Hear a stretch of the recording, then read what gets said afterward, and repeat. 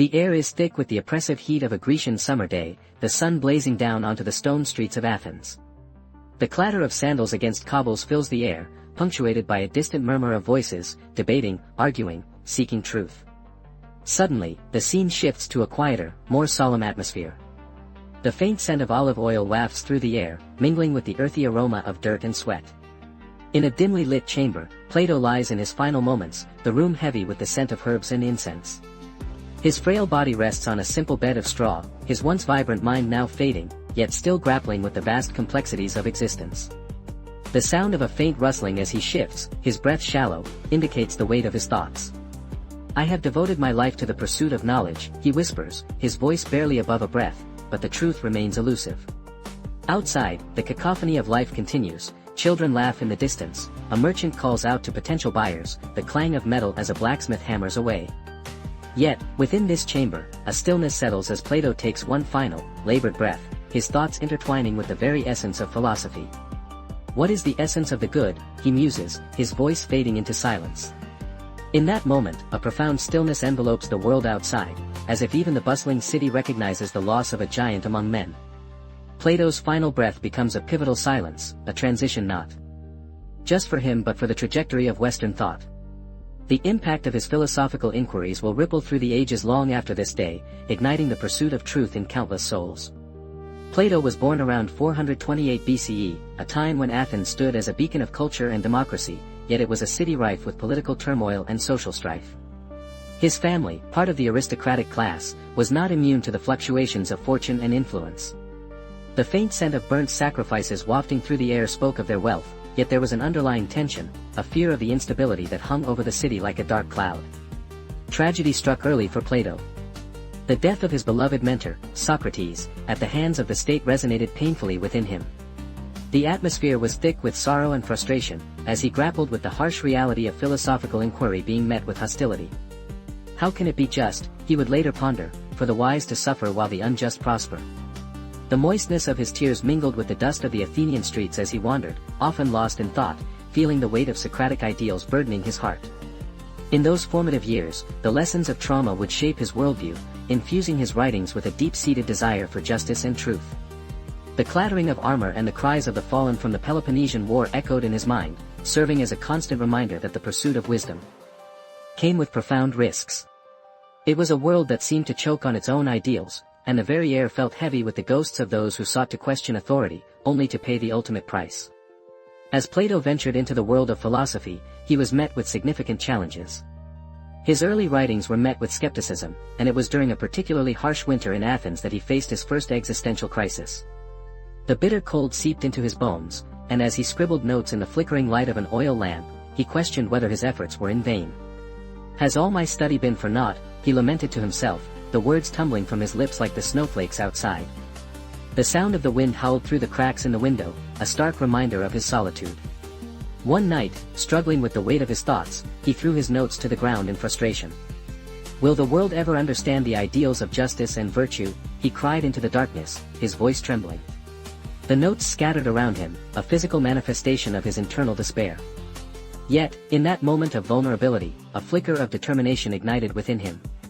"If I do not fight for these ideals, who will?" he resolved, picking up the crumpled papers and starting anew, the warmth of hope rekindling in his heart. The turning point in Plato's philosophical journey emerged through his transformative ideas about government and society. The writing of the Republic became a defining moment not just for him, but for the very foundation of political philosophy. He sat on the stone steps of the academy, the sun casting long shadows as he pondered the nature of justice. The air was thick with the aroma of blooming flowers, and the distant sound of students engaged in animated discussion enveloped him like a warm embrace.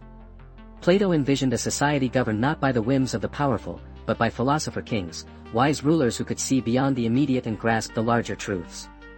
Justice, he proclaimed to his students, is not merely about the individual, but about the harmony of the whole.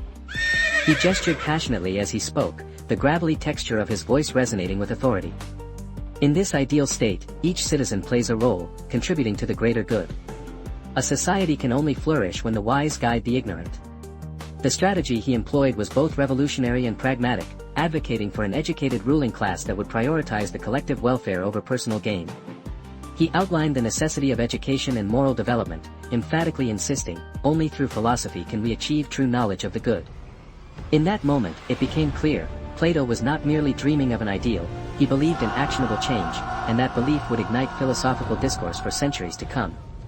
The foundations of ethics, politics, and even epistemology were laid bare, offering a pathway that not only challenged existing norms but also invited others to share in this quest for understanding. As the years went by, the philosophical landscape in Athens underwent tremendous shifts. Discontent brewed beneath the surface, fueled by political corruption and the aftermath of war.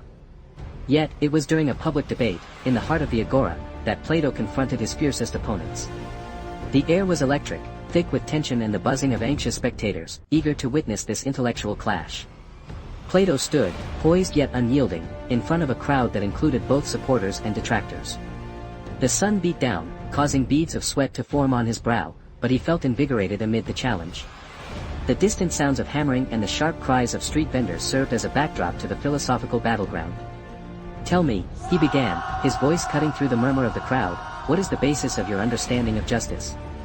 The silence that followed was palpable, the weight of his question hanging heavily in the air.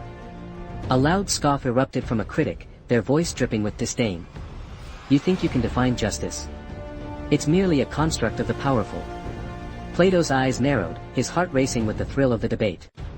And yet, if we do not strive to uncover the truth behind these constructs, are we not relinquishing our duty as citizens? With each word, he painted a vivid picture of his philosophy. Describing a city where individuals work in harmony, guided by reason and wisdom. A just society, he proclaimed, is one where the rulers are philosophers, enlightened by knowledge rather than driven by greed.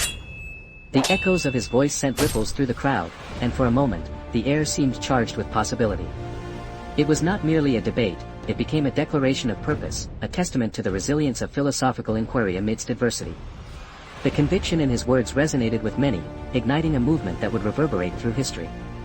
The camaraderie of shared ideals united the listeners, and as the debate reached its peak, Plato felt a renewed sense of purpose solidifying his legacy as the father of Western philosophy. Despite this triumphant moment, Plato faced significant obstacles in his pursuit of philosophical truth. The political landscape continued to shift dramatically, and as Athens grappled with internal strife, the very ideals he championed became targets of hostility. His teachings, once celebrated, began to attract suspicion. Critics labeled him an elitist, an out-of-touch philosopher who wished to impose an abstract ideal onto a chaotic world. The air was suffused with animosity, and factions arose that viewed Plato's vision as a threat to their own interests. "You speak of the ideal, but what of the reality?" one adversary challenged, the bitterness palpable in their voice. In a critical moment, Plato's own students began to question their allegiance, swayed by the populist rhetoric of the time.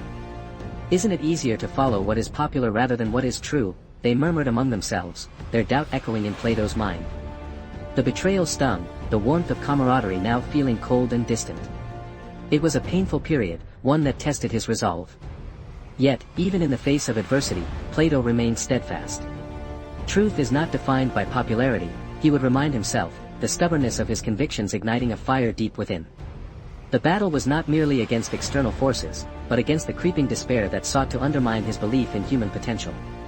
As he watched his followers waver, he understood that the true test of a philosopher lay not in their victories, but in their ability to endure and inspire others to seek the light of knowledge, even in the darkest of times. Plato's life and work left an indelible mark on the history of Western thought. His exploration of ethics, politics, and epistemology shaped the very fabric of philosophical inquiry. The dialogues he authored, filled with vivid characters and Socratic questioning, remain a testament to the quest for truth and understanding. His idea of the philosopher king, though often idealistic, challenged rulers throughout history to reflect on their responsibilities to their citizens. As we reflect on his legacy, it becomes clear that Plato's work transcended the bounds of time and culture. The greatest wealth is to live content with little, he once stated, a reminder that the pursuit of virtue and knowledge can bring greater fulfillment than material possessions. In our pursuit of understanding human nature, Plato challenges us to question, to seek, and to embrace the complexities of existence. His philosophy compels us to look beyond the surface, to probe deeper into the essence of our lives and the society in which we reside.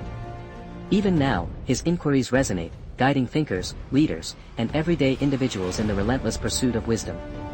The questions he posed continue to challenge us, inviting us to join the dialogue that he so fervently championed. In the end, Plato's true legacy lies not just in his teachings, but in the spirit of inquiry he inspired, a call to seek knowledge relentlessly and to never stop.